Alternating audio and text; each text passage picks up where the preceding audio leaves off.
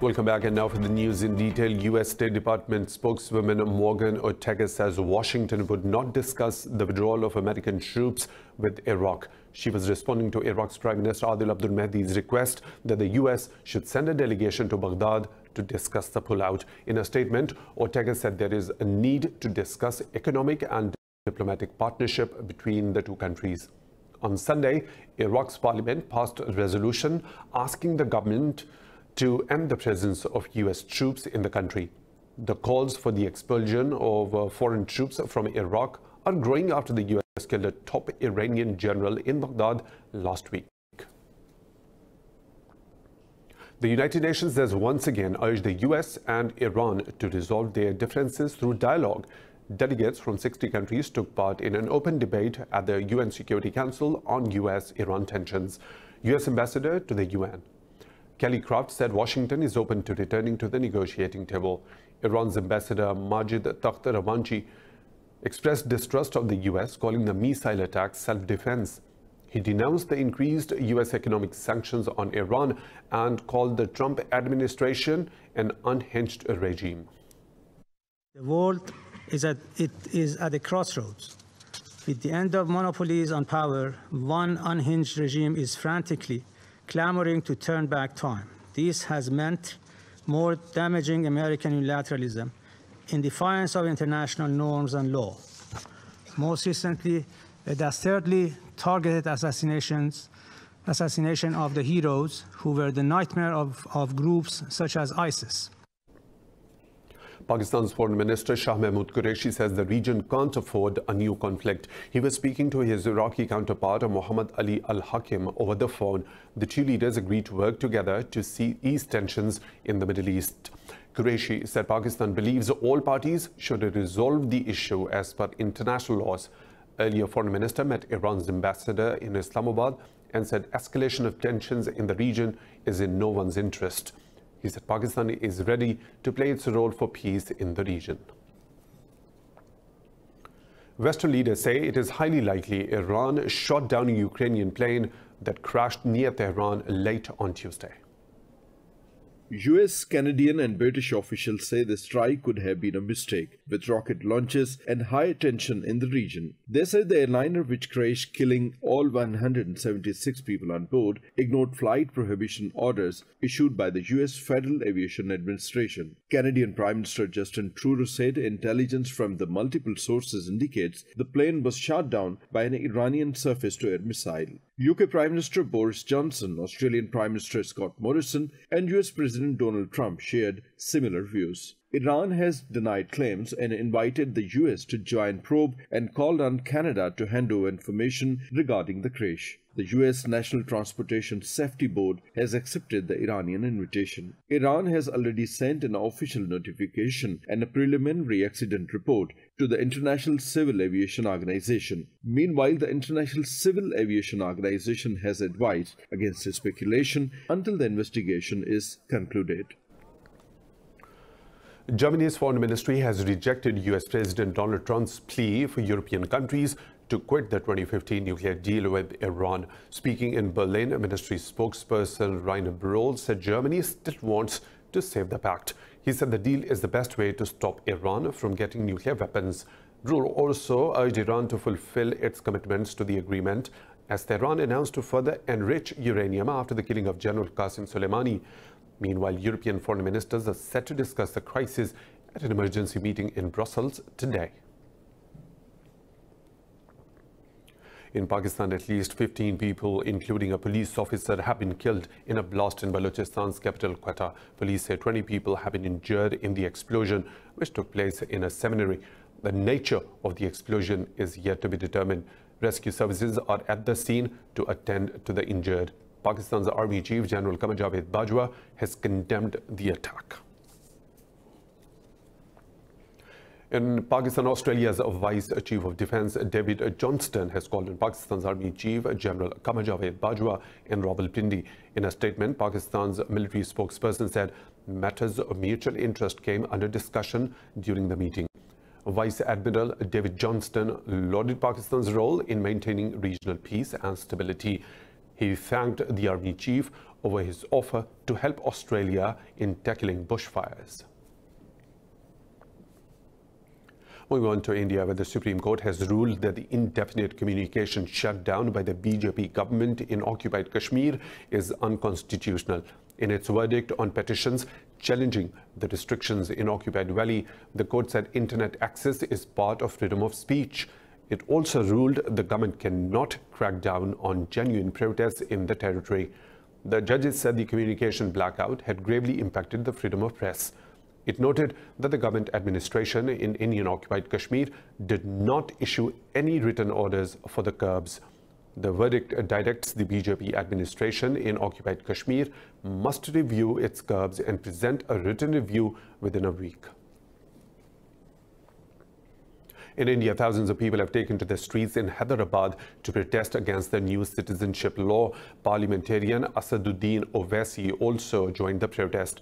They chanted slogans against Prime Minister Narendra Modi's government and called for the withdrawal of the anti-Muslim law.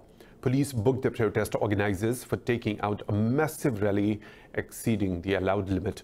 Similar protests were staged in the cities of Kochi and Kolkata. Meanwhile, police used water cannons to disperse Aam Aadmi Party workers who were protesting against a power tariff hike in Chandigarh.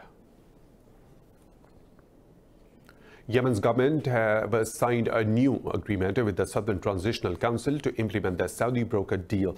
Under the new pact, both the parties agreed to withdraw forces from the port city of Aden. Saudi Arabia's ambassador to Yemen, Mohammed Al-Jaber, has confirmed the deal signing.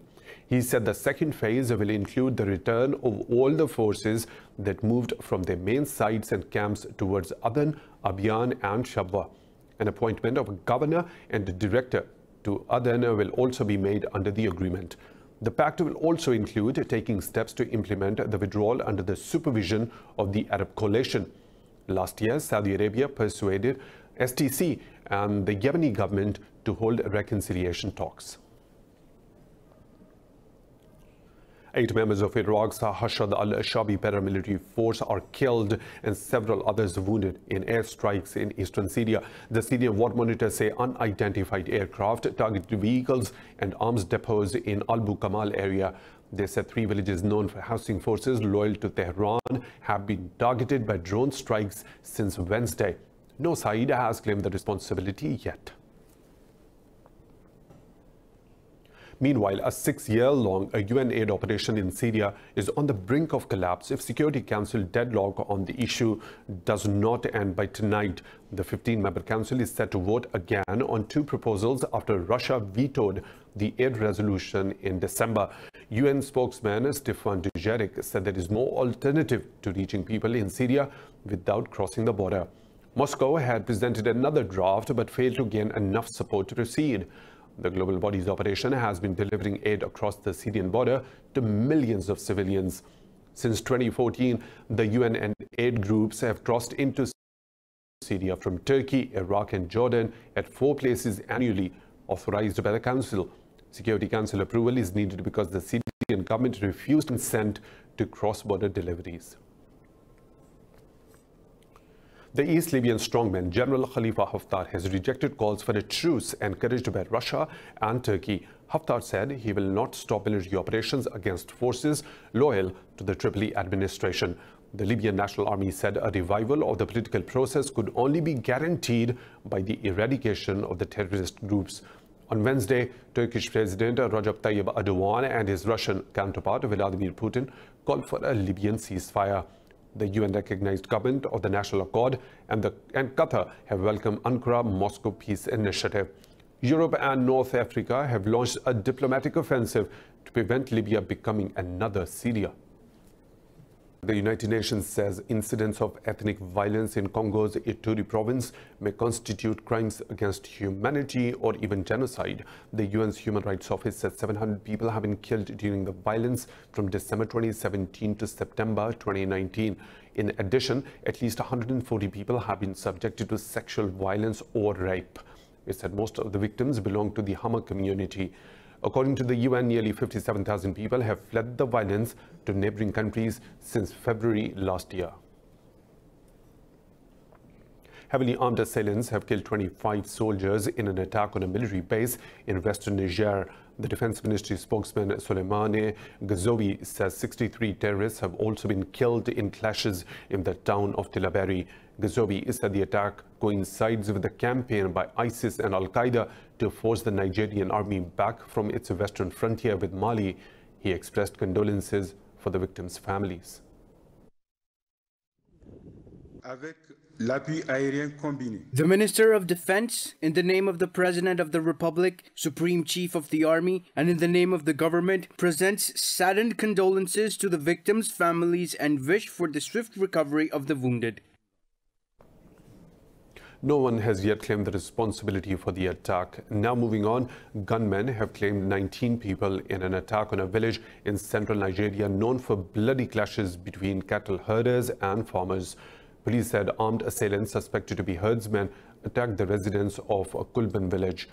Deadly clashes between nomadic Fulani herders and farmers over land, grazing and water have plagued the area for years. According to reports, violence between farmers and pastoralists in Nigeria has contributed to more than 7,000 deaths in the past 5 years.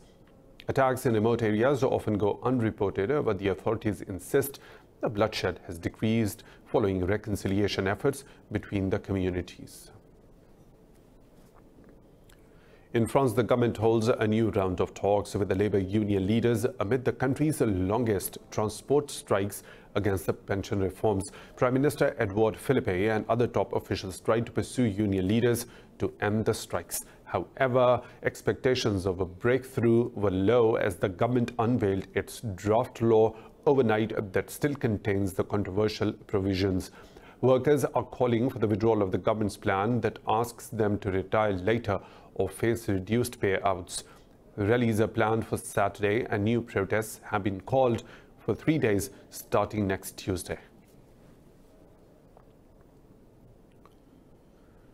Japan and the Philippines have agreed to strengthen bilateral maritime security cooperation in the South China Sea. Japanese Foreign Minister Toshimitsu Motegi and Philippine President Rodrigo Duterte made the agreement at a meeting in Manila. Duterte expressed gratitude to Japan for its years of support. Earlier, Foreign Minister Motegi met with a Philippine Secretary of Foreign Affairs, Teodoro Locsin. Locsin told Motegi Philippines had removed restrictions imposed on food imports from Japan's Fukushima. Motegi welcomed the move, saying it will boost food exports. In Australia, authorities have asked over 200,000 more people to leave their homes as bushfires spread across the east coast. The government has also prepared a military backup with soaring temperatures and erratic winds fueling bushfires. In the border region between Victoria and New South Wales, 2 fires are poised to merge and create a blaze of 600,000 hectares. In Victoria, authorities have asked people to get out and head for the remote and forested parts of the state. Australia's Department for Environment and Water has decided to kill 10,000 camels because of the extreme heat and drought. Firefighters are continuing to battle out of control bushfires, which have killed 26 people. Shane Warne raised nearly $1 million Australian to help the victims of Australian bushfires. Warne donated his historic baggy green cap to an auction earlier this week to raise the money.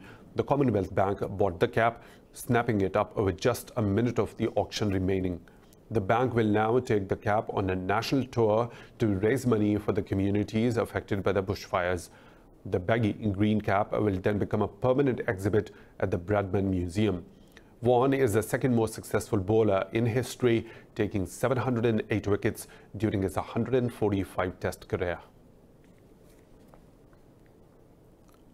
In the United States, as the Consumer Electronics Show 2020 is underway in Las Vegas, the Chinese tech companies have unveiled some of this year's most innovative exhibitions.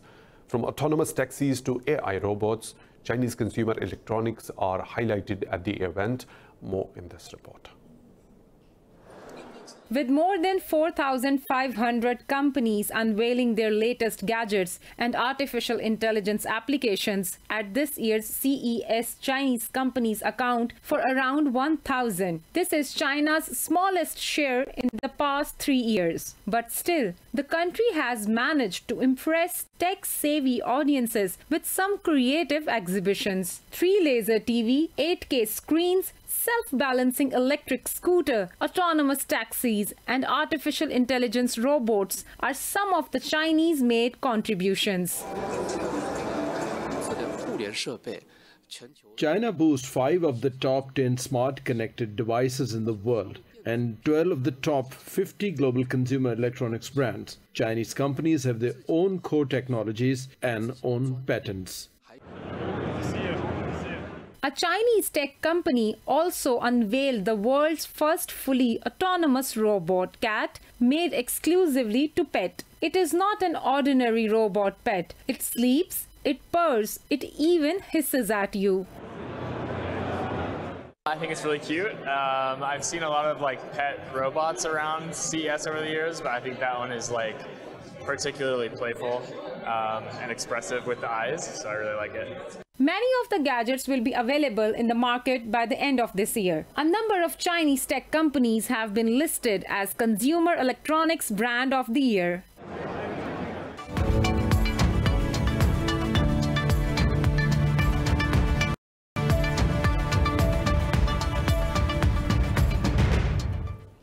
Stock markets in Europe are trading mixed as the threat of an all-out war between the US and Iran fades. Investors are pushing fresh rally as market sentiments improve.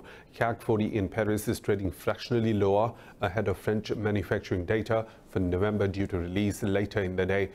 Frankfurt's DAX is trading marginally higher as RWE shares climbed over 4% on expectations it may receive about $2 billion in compensation. London's FTSE 100 has also gained marginally, pairing early gains as B&M shares slump over 5%. In Asia, Seoul's Kospi gained nearly 1%. Nikkei 225 closed nearly 0.5% higher after Family Mart stock surged over 2% ahead of its third quarter results. Oil prices have dropped as the threat of war in a major oil-producing Middle East region receded. Brent crude is trading at $65 a barrel after falling over 4% in the last 2 days. US WTI crude oil slipped lower to $60 per barrel after it plunged 5% on Wednesday. Oil prices have recovered to where they were before US drone strike killed a top Iranian general on January the 3rd. The U.S. stocks markets opened higher over surge in technology shares. The Wall Street has concluded a volatile week with geopolitical concerns. The markets are trading positively despite weaker than expected jobs data. The indices of S&P 500 and Dow Jones Industrial Average are trading fractionally higher. Nasdaq Composite Index is trading nearly 0.5% higher. The U.S. economy added nearly 150,000 jobs in December, lower than the expected 160,000 figure.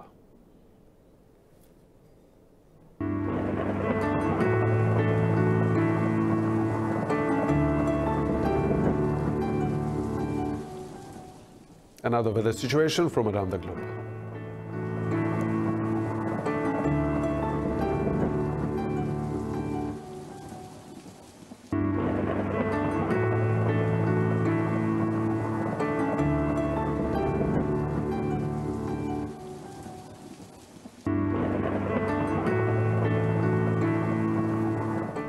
And that's all for now. For the latest updates, you can follow us on social media at Indus News.